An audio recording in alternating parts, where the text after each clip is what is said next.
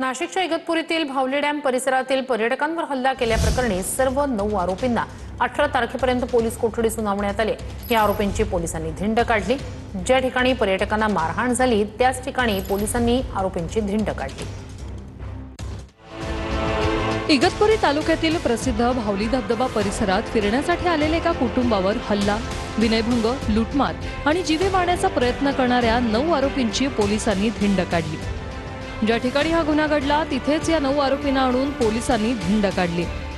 11 जुलैला नाशिक रोड येथील एक कुटुंब भावली खुर्द येथील धबधबा पाहण्यासाठी गेलं होतं। त्यावेळी तिथे उपस्थित असलेल्या 2 अनोळखी तरुणांनी कुटुंबातील महिलेकडे पाहून शिट्ट्या वाजवल्या।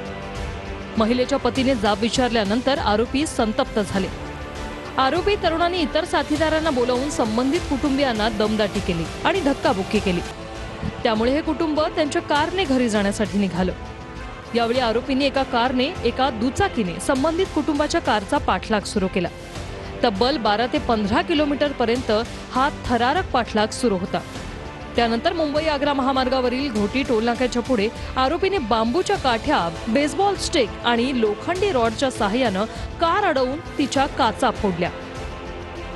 यावेळी महिलेच्या छातीला हात लावून तिचा विनयभंग केल्याचा आरोप पीडित कुटुंबियांनी केला।